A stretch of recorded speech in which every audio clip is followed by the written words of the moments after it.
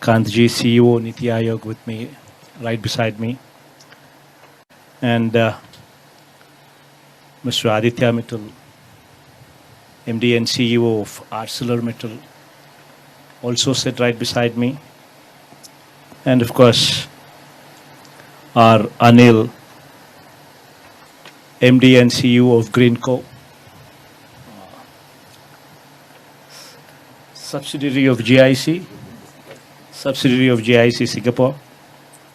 Lovely to have you also with us. And Ms. Florence, Executive Vice President, Dassault Systems. And of course, Mr. Richard Threlfall, Global Head of KPFG Impact. And ladies and gentlemen, it's wonderful to share this dais on this platform of transition into a decarbonized economy. I'll just make the opening remarks and then I'll have the rest of them take lead and speak on this subject. The most important part in this particular subject is today getting into this decarbonized mechanism is the need of the hour. If we do not support this endeavor, then God knows in future what will happen. In fact, the ESG compliance, the environmental, the social, and the governance, the ESG compliance today also speaks of this. It is becoming more and more imperative. More and more our responsibility, more and more of our responsibility to achieve this goal. In this concept, what Andhra Pradesh AP is trying to showcase is probably going to be the torchbearer, or Andhra Pradesh could actually be the torchbearer showcasing this concept. Just before I had come here to Davos, a couple of days before that, I had gone there. I had gone to a particular project in Kurnool, 5,230 megawatt of integrated pump storage, renewable project. You have, in one single location, you have 1650 megawatt of pump storage capacity, which is actually a battery. 1650 megawatt of battery. And then to support that battery, you have 3000 megawatt of solar project, which is coming up right beside. And then you also have another 900 megawatt of wind power, also to support this battery. 5,230 megawatt in total. And, this is the kind of the scale at which things are being thought after itself speaks volumes about the direction in which we're heading.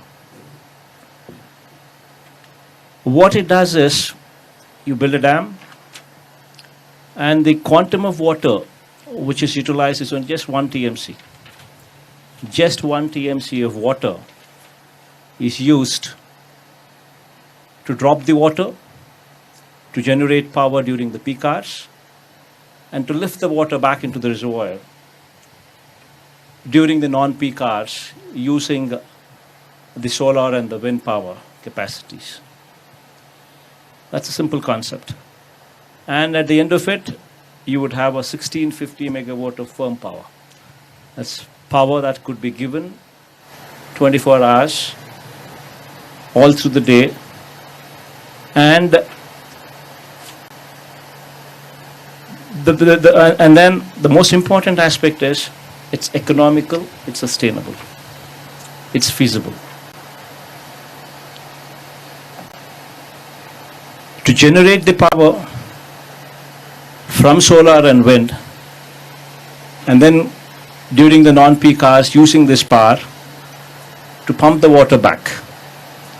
As simple a concept as this. What Andhra Pradesh has is, it's got a capacity to build these pump storage capacities to the extent of 33,000 megawatt.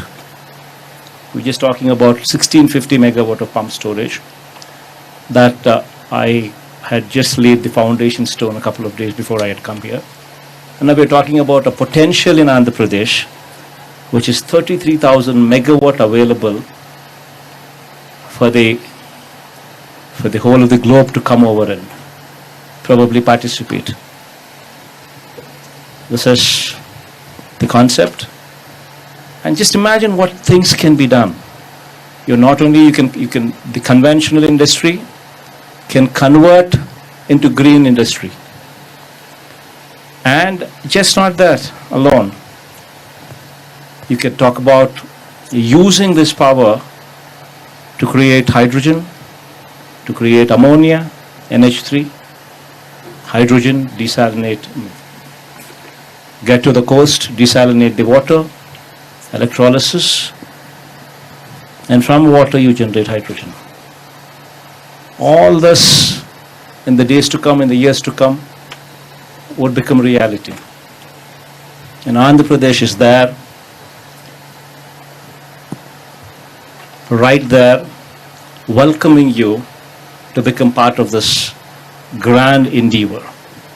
I think I'll just pass on the mic for the panelists to take over, and probably they would throw more light, better light, hopefully.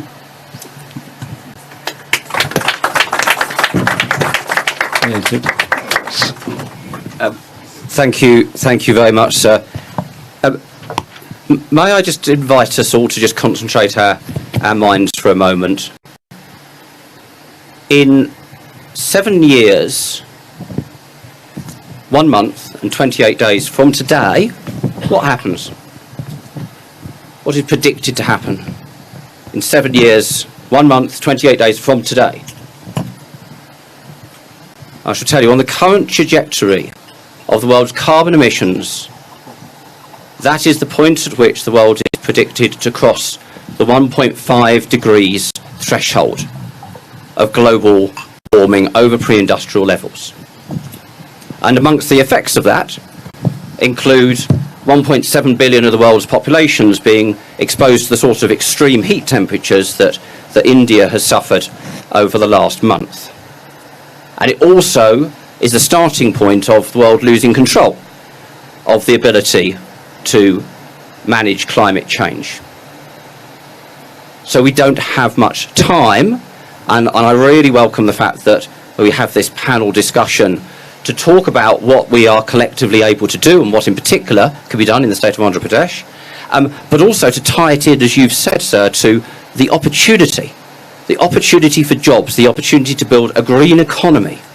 And therefore it is something that, whilst maybe the end point could scare us if we don't act, in the meantime I think we should be super excited about what we can achieve. So if I can now move into the panel discussion, what I'm hoping to do, time may prohibit it, but what I'm hoping to do is that we can have a discussion about the decarbonisation policy journey of India generally, and take that back to the state. I might start with your good self, Avatar, to kick us off on that. I want to get in specifically into the topic of green hydrogen, where I know a number of the members of the panel have something to contribute as one of the leading technology opportunities in the space. And I'd quite like to round it up by talking about the policy environment that can be afforded, whether that's at a federal or a state level, in order to crowd in the investment that will really power that transition and that green jobs economy. So that's the plan. We'll see if we stick to it, and if there's any time at all, we'll come to some questions in the audience too. So, Amitabh, if I may start with you, Amitabh. Prime Minister Modi has talked about this plan to reduce by 1 billion tonnes the carbon emissions from India by 2030. Now, I don't know what percentage that represents, but it's a huge chunk of what the world needs to do. And can you just paint for us a picture, if you may, about the sort of the totality of India's commitment to decarbonisation and the key levers that the Indian government is trying to pull to accelerate that journey? So, India is not responsible for the carbonization in the world. India's per capita consumption has been extremely low. But India will have to be the only country in the world, and probably the first country in the world, to industrialize without carbonization. Our perspective is that this is not a challenge, this is a massive opportunity. And the challenge is that India is producing renewables at about 2.7 cents per kilowatt hour. That is about roughly 1 rupee 99 paisa per kilowatt hour.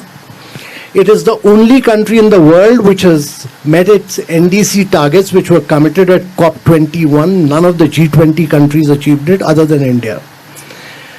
The challenge is that India must bring down the cost of renewable from 2.7 cents per kilowatt hour to almost its half, that is 1.35 cents per kilowatt hour.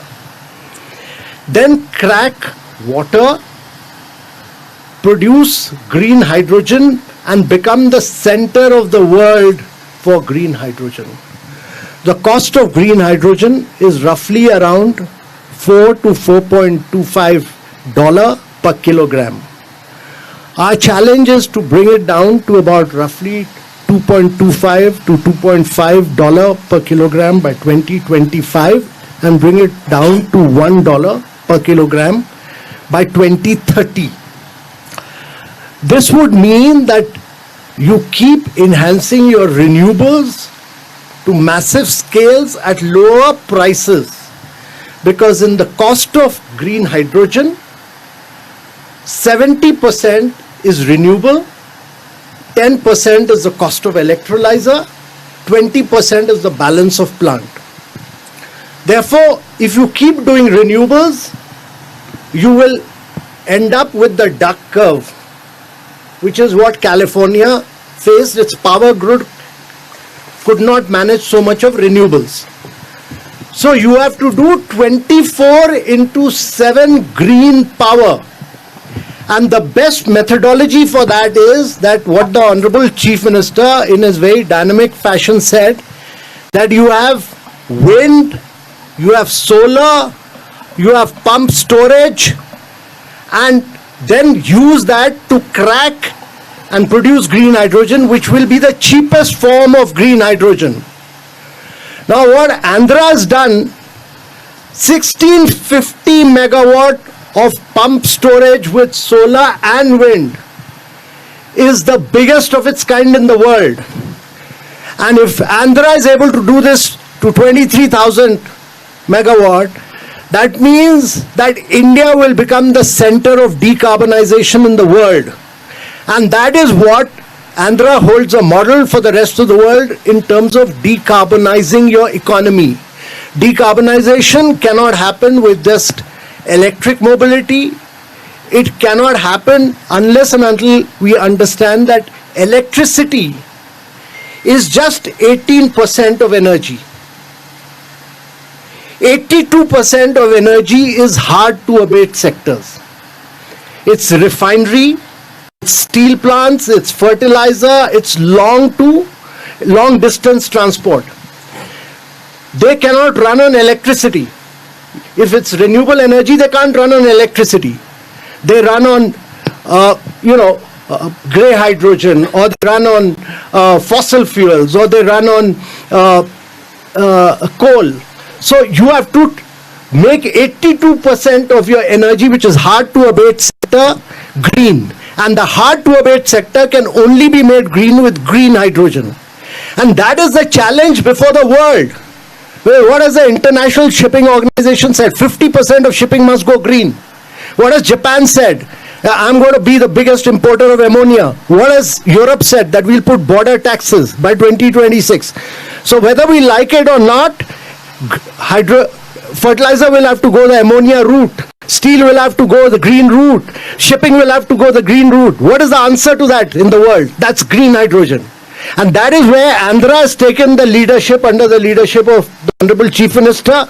And that is what a lesson for the rest of the Indian states and for the rest of the world. And that is how you decarbonize your economy and decarbonize the world.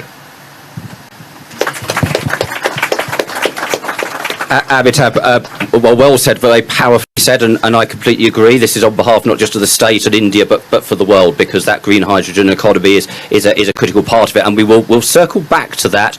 But you just described steel as one of the hard-to-abate sectors, so it's rather fortunate that we have a spokesperson for the world's most successful steel as well as mining industry. Aditya, can I understand, first of all, do you want to just give us what's the pathway that specifically ArcelorMittal is taking in terms of decarbonisation? And you must be running lots and lots of different initiatives. Maybe you can tease out the one or two that you think are the most promising in terms of driving that transition. Sure, thank you. Good afternoon, everyone. Thank you to the Honourable Chief Minister here for having us. Thank you, Amitabh, for all your comments and your passion. It's clearly infectious. So maybe I'll start with the bad news. Amitabh alluded to it, but steel is responsible for 8% of global CO2 emissions. So it's massive. I mean, 8% is huge, right? We're not talking about 1 or 2, but 8% of global emissions. The not so bad news, and I'm not at all biased, steel is still a wonderful material because it is infinitely recyclable. There is no other material that can be recycled into perpetuity. You'll never find steel in the oceans. And steel, in spite of being responsible for 8% of global emissions, has on a per ton basis the lowest carbon footprint, because it requires actually, relative to aluminium or carbon fiber or anything you'd come up with, much lower energy to make steel. And so that's why I said it's a wonderful material.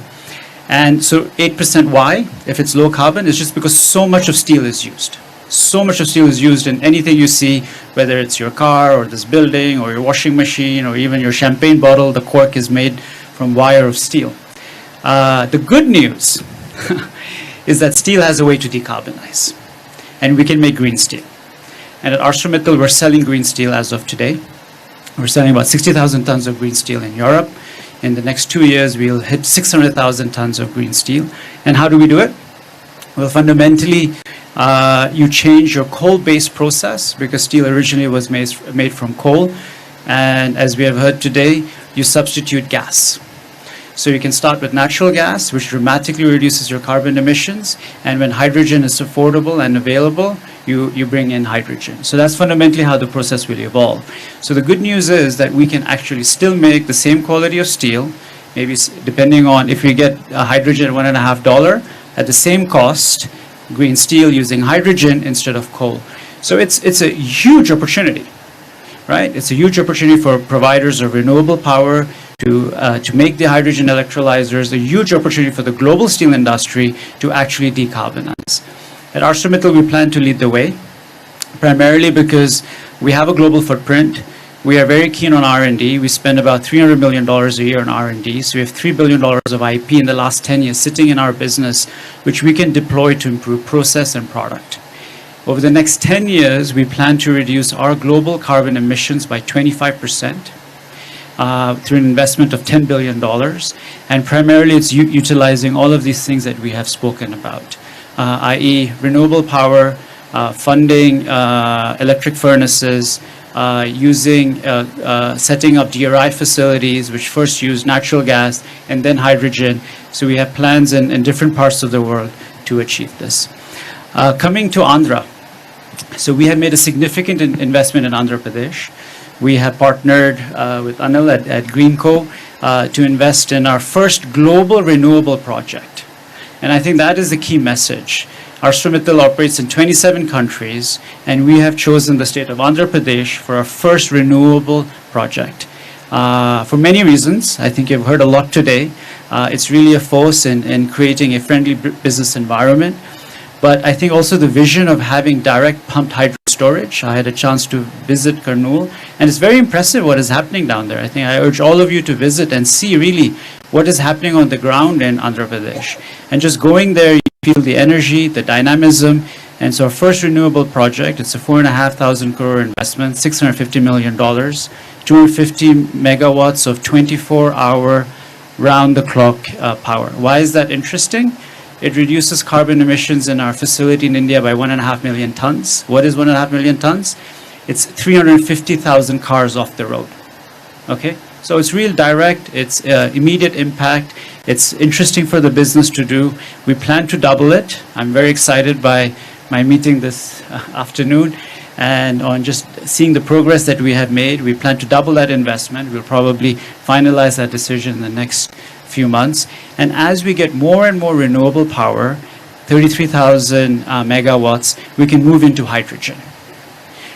Because if the power is low cost, the hydrogen becomes low cost, it's cost effective for the steel industry to utilize. And the demand is significant. So I think we're all off to a good start. I think there are tremendous ingredients available in Andhra, the whole ecosystem in India, and we can really lead the way in terms of decarbonizing not only the Indian steel business, but also use some of that knowledge, maybe export some of the hydrogen to other parts of the world. Aditya, thank you very, very much indeed. This takes us logically to you, because the story we've just heard is that renewable energy is the underpinning of so much else. We need renewable energy for the direct drawing of electricity in order to be able to transition away from coal and gas power stations, but we also need it to be able to convert to hydrogen, which then becomes a storage mechanism, which is critically important to be able to overcome intermittency in renewable assets. And then we need it, for example, to create ammonia, which then drives the fertilizer industry, which goes into agriculture and shipping and so on. So it's all underpinned by the very thing that Greenco is investing in. So tell us what you are going to do to help save the world. Thanks, Richard, and good afternoon, everyone, ladies and gentlemen. I would say we are a little over a decade-old company as a Greenco. We had a very modest start. From the day one onwards, we have always been trying to develop renewables with the grid parity, and we always came up with some innovative thought process. How do we make the energy available at the right pricing, right location, and how do we move this green electron? To start with, initially says we had a small hydros which we built in a cascading manner, which made the whole hydro energy available much cheaper at the time comparing with thermals. And later we developed a large scale wind farms and brought down the actually in GEs and Gameshas to do them the localization, and created in long distance transmission lines to unlock the medium wind speed sites, and made sure that we gave a long-term agreements to the GEs and Gameshas and made them to manufacture in India and bring on the lower cost. Later stage, we developed a hybrid wind and solar sites to unlock the better value creation and brought down the price of the hybrid renewables sub 4 rupee levels and 3 rupee levels down the line. Understanding the whole energy available at such a low cost, how do we make them available round the clock and make them to be in journeying towards peak hour management? That's when we were able to unlock this hydro pump storages. And thanks to the Government of India and Government of Andhra Pradesh under the leadership of Honorable Chief Minister, we were able to successfully unlock the whole challenges we had to start developing the whole project. I'd say that's it. Thanks a lot. And thank you very much indeed. So Florence, Dassault Systems is a leading software business, and a huge amount of your design and manufacturing software goes into the sorts of industries that we're talking about here. How do you see this from your perspective? I also know you're very active in the States. Definitely, and thank you very much, Mr. Chief Minister, for inviting me to this panel. What do we do at Dassault Systèmes? We are basically a software company that is doing virtual twin. And why are virtual twin interesting for sustainability, because if you have the virtual twin of a product, be it a car, be it a plane, be it a bridge, then you can design everything for sustainability. You can test in the virtual world different materials, different processes, and you can choose the most sustainable, to implement the most sustainable option. In the beginning of last year, we released a study with Accenture that shows that if we apply virtual twin to 5 use cases in car, high-tech, pharmaceutical industry, consumer good, and transportation, then we could save 7.5 gigaton of CO2 by 2030, which is the equivalent of 1 year of emission of the transportation industry. So it's big. And why is it big? Because basically 80% of the impact of a product is decided at the design phase. So if you optimize at the design phase for sustainability, you can totally change the game. So that's what we are doing with our Indian partners in India, and we are very lucky to be working in Andhra Pradesh, and it's very efficient. We've seen amazing projects here on electric vehicles, two wheels or 4 wheels electric vehicle, but also example in consumer good, in packaging companies, and we think it's a massive disruption when it comes to make the world and the industry more sustainable. Thank you very much, Florence. So we actually have plenty of time. So I'd like to cycle back and come back to a few of the points that have been raised in the opening comments, and we may well have some time for some questions. So if you have a burning question and you want to in a few minutes wave very, very clearly at me, we will try and bring you in. Aditya, I want to come back to something that you referenced to the fact that obviously ArcelorMittal is operating across a number of different jurisdictions, and then you referenced specifically why the attractions of investing in the state of Andhra Pradesh. Just from your experience across different jurisdictions, what are the things that you're looking for in terms of policy support that makes the difference between somewhere being really attractive to invest in versus somewhere else that you might not prioritise in the same way? Sure. Richard, let me talk about the steel business, because the renewable business has different policy imperatives, right? For renewable, first of all, you need ease of business, you need land acquisition, and the most important is obviously good wind and good sun, right? Which Andhra has, all of those, ease of doing business, land availability, pump storage. For steel, it's a different it's different dynamics. For the steel industry, I think the most important is to have a level playing field. Okay, so we want to compete with other steel companies which have the same imperative to decarbonize, because fundamentally, as you decarbonize, your cost is going to rise. And how are we going to be successful in places like Europe, where they keep on adding carbon taxes if there is no carbon border adjustment? Because then what is going to happen is steel companies will not decarbonize and export their steel into Europe, and we will not be helping the environment because steel companies in Europe will shut down. So I think that's the first thing. So if India decides to put a carbon tax or create certain incentives to decarbonize, it should be done in a way that is level for all competition. The other option, if you don't create a level playing field, is to stimulate green demand, green steel demand, right? And there are many ways of doing that, through regulatory support. So does automotive need 25% of all their steel? Should it be green? When governments put out bids for infrastructure, is there a mandate that it needs to be made through green steel? So you need market forces to create the demand, because as you heard from me, we have to spend $10 billion, and steel is capital intensive, steel is highly cyclical, steel is not the most profitable business in the world. Without a level playing field, without creating either regulatory support or market forces for demand, it is not obvious for the steel industry to decarbonize. I mean, these technologies are there, but it's not like these technologies were invested last year. They were there 10 years ago, 20 years ago. But fundamentally, moving away from coal to gas or to hydrogen is more expensive. And so what are the incentives or the policy framework to make that feasible? We believe that governments are acting in that direction.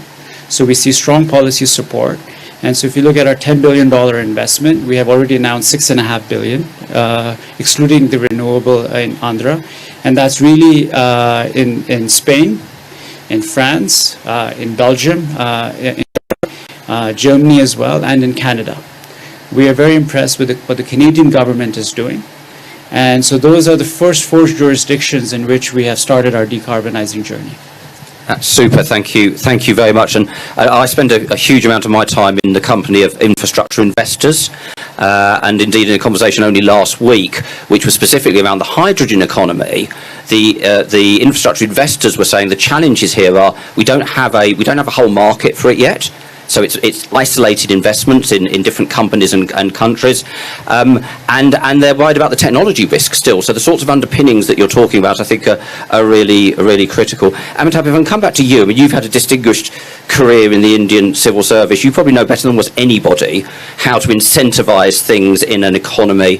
What's your reflection on what are those real levers that are going to accelerate and support the sorts of investments that Adi's just talking about? So my belief is that companies which do not go digital, which do not go green, will find it very difficult to survive beyond 2026. And actually, if you look at the trend in the last 2-3 years, only companies which have gone digital and gone green, they have attracted valuation, they have attracted investments. So if you don't want to go bust, then the only way is to go green and go digital. And actually, it's remarkable. I mean, I have known ArcelorMittal. I know Aditya's dad, who's one of the most dynamic entrepreneurs in the world. And his son is equally, he's even more progressive to think about green growth. And he laid out his vision for this. And I've known Anil for some time recently. He's like a cowboy in the world of energy. He's a disruptor. He's a disruptor, and he is actually, he's the kind of disruption he's bringing in and the kind of size and scale he's bringing in is unparalleled. And it's all being done under a very dynamic chief minister. And the chief minister is providing that vision of doing this, of solar, wind, pump storage, all in the state of Andhra Pradesh. Because Andhra is one state which has the ability to do renewables, it has the ability to do wind, it has the ability to do pump storage, which no other state has. So you can be the center of the world today. And what the government of India is doing is to create the right policy framework. It's come out with a policy framework where it's laid down the same policy incentives for green hydrogen as it has for renewable, that when you transmit power, there'll be no wheeling charges, etc. A whole range of policy measures have been announced. The hydrogen mission is being announced, and we are very clear that by bringing in size and scale, we'll bring down the cost of green hydrogen. This is an opportunity not merely for Andhra, it's an opportunity for India. Quite often, we do small things and we don't do the transition phase is very time-taking. And therefore, we lose this opportunity to be a global champion. It's important to understand that India is climatically blessed and Andhra is climatically blessed.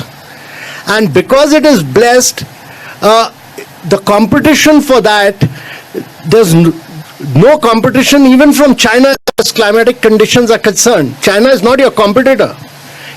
The size and scale is only India. The only other competition in climatic condition comes from Middle East.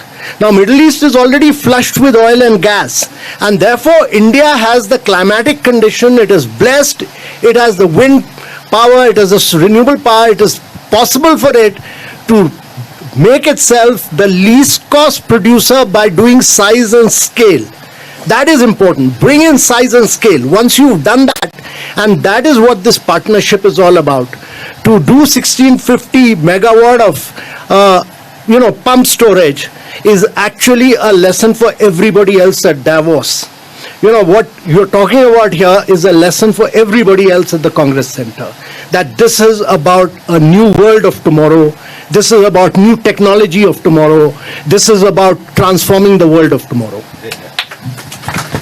Here, it's not we don't have time for incremental. This has to be completely transformational change. And the handshake that you've described between companies that have the innovation and the drive, but backed up by the support of public policies, I think is hugely powerful. And I'm going to hand it back to you. You've been talking about green molecules. And I'm just, you might want to just tease that out for the audience, but also I know that you're investing in the largest possible collection of solar and wind and pump storage, and it will be backed up by. Just talk to us about that particular reason to again invest in the state of Andhra Pradesh. But what's the green molecule piece? Just to start with. Even backdrop, sir, while whole India is well blessed with the climatic conditions for renewables, Andhra is especially blessed with an plateau terrain hilltops within Eastern Ghats and having combination of two river basins, Krishna and Godavari river basin, and having well integrated, well irrigation systems that enables towards developing such a large scale pump storage systems around in Andhra. And integrating these, I keep saying that at Greenco, our focus is how do we want to treat your green electron, and how low cost and how do we make it more effective to making it moving from right from into the bulbs, into the wheels, into the chemicals. How do we make this green electron to move its journey is what we are trying to specialize ourselves and put our innovations in and around storage technologies, digitization, and bring AI towards and forecasting towards the right energy availabilities and matching with the grid demand systems. That was actually triggered us towards creating this hydrogen, green hydrogen through electrolyzer process. We partnered with one of the Belgium's company called John Proctor to develop a 2 gigawatt scale of an electrolyzer manufacturing to enable towards a large scale green transition. Yet our first project is going to be in million tons of ammonia production per annum, which we're hoping that by 2025 we're able to bring that industrial scale of ammonia production levels, along with supporting various other industries to make them green, but trying to bring in multi-million tons of ammonia per annum capacities to export to the world. Thank you. Florence, back to you finally before I open it up for any questions from the audience. I hope that we'll have at least one or two. We can't do this incrementally. We have to do it by system change, which you've spoken about, so we have to do it by giant leaps, if you like. Are there any particular examples that you can see in the world of technology and software which you think really have that power to drive that level of change? Yes, definitely. And thank you very much for the question. And I agree with you, sir. If you want to go green, you have to go digital. And that's what we are doing at Dassault System. So basically, we think, as I said, that virtual twin are very, very powerful tool in order to make companies and businesses digital. For example, we partnered with a company called Metsaboard. What are they doing, Metsaboard? They are going packaging. And thanks to the virtual twin of their packaging, they were able to become carbon neutral just by optimizing their packaging from the design phase to the sustainable phase to the sustainable supply chain. So that's very powerful. And it's also very powerful in other industry like construction. You perhaps know that construction industry and buildings, they represent 30% of the emission of the electricity. So if you optimize the virtual twin of your building, then you can take giant leaps when it comes to the sustainability of your building, and you can save up to 70% of the energy consumption of the buildings. And this is also something we are doing in partnership with companies like Bouygues Construction, where they basically use virtual twin of their construction, be it a bridge or a building, to optimize everything and also optimize the way they are going to build the infrastructure with a minimum of materials, a minimum of supply chain included, so it's minimum of carbon emission at the same time. And I also think that virtual twin can be super powerful when it comes to include renewable in a territory, because it's not so easy to include renewable. Of course, you have solar and wind, but you also have renewable, battery stored thanks to that can be done, but you have this system to work all together. And we are doing with some very important energy provider, virtual twin of the system of a territory, in order to make sure that with the increase of charging station, with the increase of electricity need in the territory, plus the increase of renewable, you still always have the electricity at the right time for every stakeholders at the territory. And if you do that at the scale of the virtual twin of your territory, you can run thousands of scenarios to make sure that it's always working. So I think these are giant steps when it comes to optimize everything and making a territory more sustainable. Florence, thank you very much indeed. We do have time for a question. Has anybody got a burning question they'd like to ask this part? You, sir, right at the back. And if you can keep it really succinct in terms of your question, that would be super helpful. Thank you very much, Richard. Firstly, may I congratulate Greenco for an innovative project that you came up with. And thank you, CM, sir, for coming up and encouraging this thing to decarbonize in the state. I'm Aryan Uday, a councillor of Kensington and Chelsea, London. Mr. Mittal, you're one of my constituents, so this is more related to me, and I was born in Andhra Pradesh. I just want to really request the government and Amitabh ji to advise the national government not to put more carbon tax on companies that what Mr. Aditya has just raised, because that put more pressure on the companies in terms of running their finances. I sit on the London ULEZ low carbon emission zone, and we've put more taxes on cars that run on diesel vehicles. Nothing much we have achieved, but rather than giving more incentives to companies that could operate and come up with innovative ideas so that gradually they would transition to a decarbonized economy and help more companies produce decarbonized products. So I request the Chief Minister of Andhra Pradesh to please consider that, and also Amitabh ji to advise the Indian government on that. And thank you, Mr. Mishra, for your thing. And Greenco, Anil sir, thanks for such a great, amazing project. I'm sure this would showcase the entire world to come to Andhra Pradesh. Thank you very much. Thank you very much. And I think there was another hand that went up. Could this gentleman here, please? Thank you. Hi, this is Chandrasekhar. Just a quick question. It's really appreciable that you guys are doing this. One of the key things, I'm a part of the UK Telangana Chamber of Commerce, and we come across all this continuously. We've been conducting some similar sessions on that, and we've been asked same thing, that there is a bits and bobs everywhere happening in the world regarding the green revolution or carbon footprint, lowering the carbon footprint and everything. But the biggest problem we are seeing, or everybody's concern, is that, for example, they're producing the electricity or they're doing the batteries and everything, but the byproducts which is happening, for example, on the electric vehicles, the battery which is expired after 5-6 years, it is actually neutralizing the carbon footprint which they saved it. So, for example, similar thing with the energy things. Once they produce the energy, the downstream, which is the byproducts of the energy supplied to the household or the factories and everything, I think that don't you think that will neutralize the carbon footprint which you saved?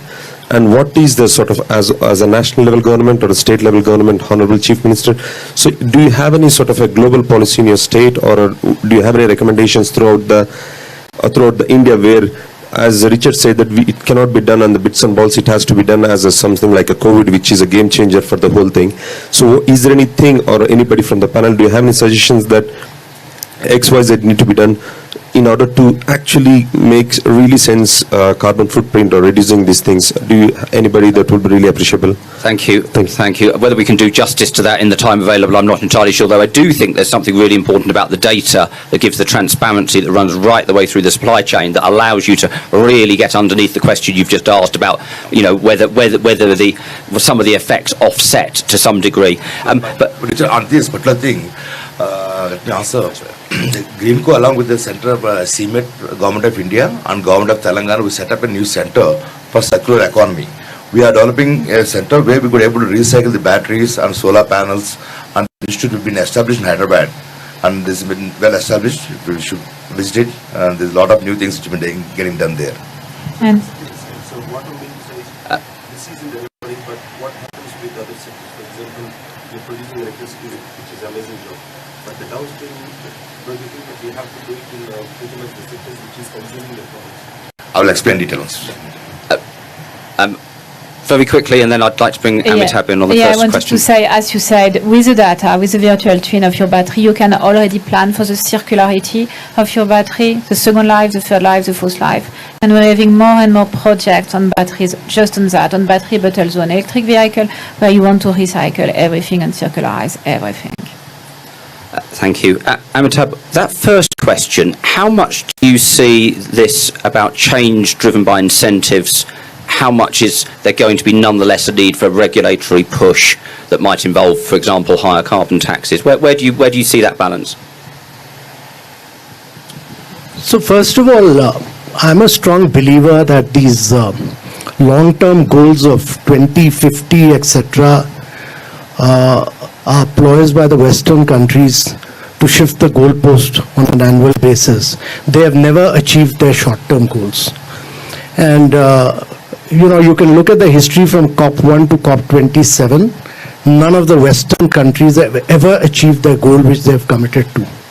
And I can assure you right now that they will not achieve the goal that they committed for 2050 either. Because achieving that goal really means what the Prime Minister said, changing lifestyles. It's about lifestyle for environment, he calls it, and that is individual behaviors have to change. Individual behavior means that your lifestyle of consumerism has to change. You go to New York, you will find nobody sitting in a building all night, the lights are on. Whole night the lights are on, water taps on. So consumerism, unless you don't change that, climate change will not alter. So every individual has to change his lifestyle. That's number one to my mind. And secondly, unless we don't build in a very strong circular economy framework, and that would really mean that we don't start mandating, but we start building circular economy from the point of design and R&D. At the point of design, that everything must be an input into some other thing or there has to be an extended producer's responsibility for that circular economy to succeed. Not as a mandate, because then you will tamper with ease of doing business, you will impact businesses. But the businesses themselves, as according to the design framework, and that has to be embedded in the design, has to be built in. And circular economy really is the answer to what he's saying. Thank you very much. Honourable Chief Minister, if we could come back to you for any closing thoughts before we pass some gifts to our panel members, that would be lovely.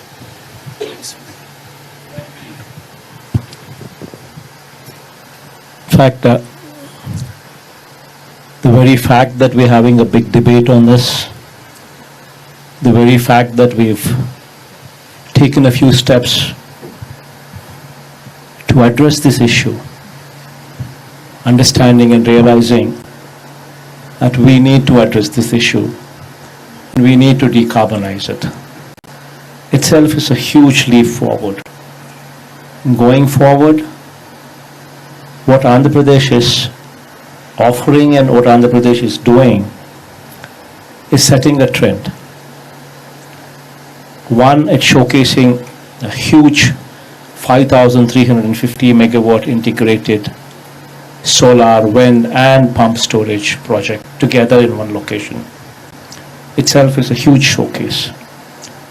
And through this, and in this 1650 megawatt of pump storage, just imagine the size of the battery that we're talking about. And a battery without the ill effects of lithium or something else. Just the water to play around with. So this is something that is going to be the future for this entire globe.